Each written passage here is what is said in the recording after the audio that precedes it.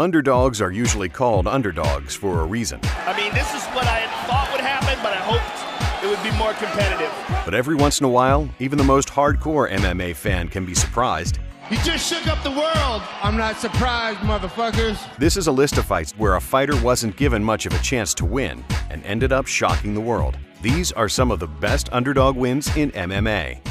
In 2004, Pride held a heavyweight tournament featuring some of MMA's top fighters. Among the favorites to win were Fedor Emelianenko, Antonio Nogueira, and Mirko Cro Cop. Cro Cop was one of the most feared fighters in the heavyweight division at the time, with 9 wins, finishing 8 of them, and only 1 loss. Yeah, but there it is! The trademark left kick, and it's over! Cro Cop's opponent, Kevin "The Monster" Randleman, on the other hand, had 7 losses prior and wasn't given much of a chance to win. Coming from a wrestling background, Randleman's game plan was to take Cro Cop down as soon as possible. Very smart. This was a very smart move from Kevin. He's got to take him down, though. After an unsuccessful clinch and takedown attempt, things didn't look so good for the Monster. It was this moment that everyone expected Mirko Cro Cop to destroy Kevin Randleman. Randleman with a shot back up to his feet. Excellent, excellent! It's over, it's over, it's over! Unbelievable! Randleman has knocked out Mirko Cro Cop! Mirko was knocked out 1 minute and 57 seconds into the first round. Randleman was eliminated from the tournament after losing his next fight to Fedor Emelianenko, but not before delivering one of the best slams in MMA history. Can Randleman take him down? Kevin Randleman died this year after a heart attack. He was 45 years old. For all the fans, Japanese, Croatian, Russian, American, I just want to say God bless all of you and the whole world. We need more peace and more love. While not as well known as some of the other fights on this list, Muhammad "King Mo" Lawal and Emmanuel Newton fought at Bellator 90. King Mo was a big favorite to win, with odds closing near -1,000, where betting $1,000 would only net you a $100 profit. Lawal made his MMA debut in 2008 against a veteran of over 60 MMA fights, Travis View.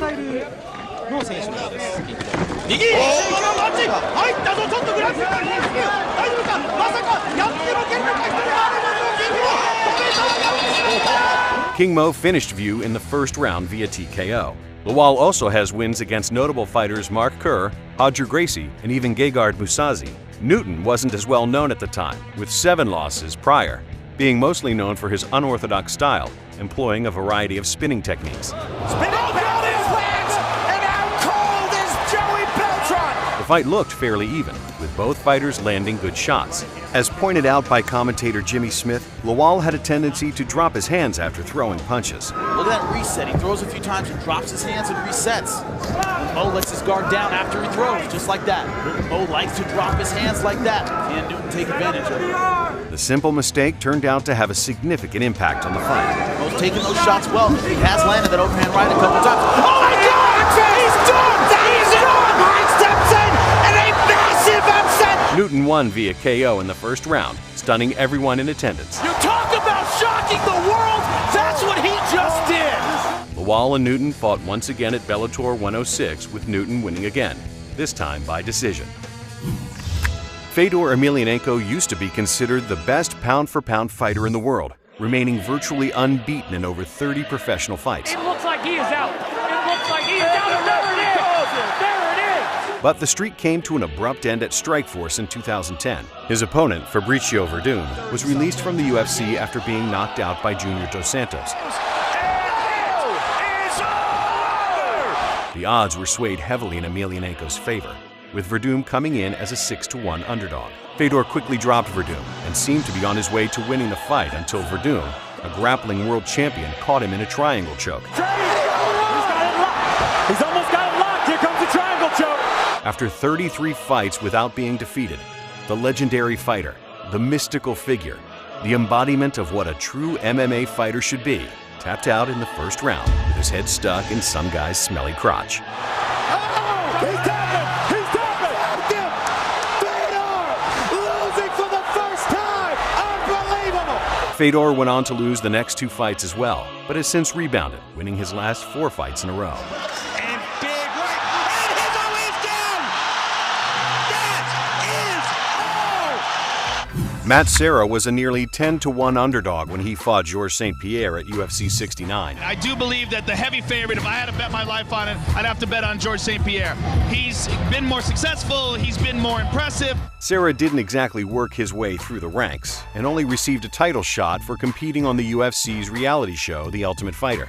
After defeating Pete Spratt, Shoney Carter, and a controversial decision win over Chris Lytle, he was given a shot at the welterweight title. You win the $100,000. You win the $100,000 sponsorship from Science. You win the 2007 Scion TC car. You win the limited edition Jersey 2-carat diamond watch. And more importantly, let me get this straight, you win the title shot against the winner of Georges St. Pierre and Matt Hughes. It was supposed to be GSP's first title defense since winning the championship against Matt Hughes at UFC 65, but Matt Serra had other plans. After hurting GSP, Serra didn't let up until the fight was stopped.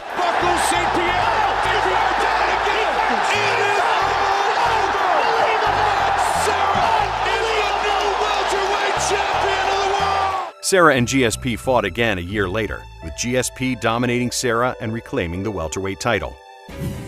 And a few honorable mentions.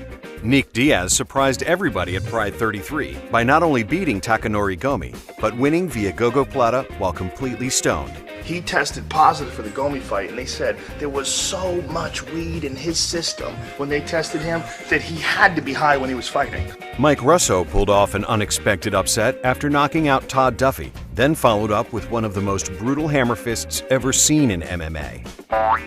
Holly Holm shocked the world by knocking out Ronda Rousey. Due to copyright constraints, we can't show the footage. But here's a digitally rendered representation of the fight.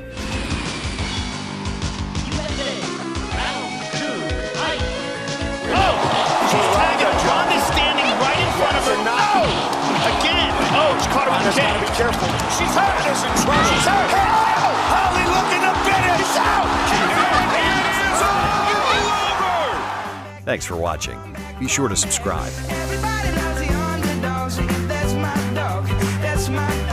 I'm not surprised, motherfuckers.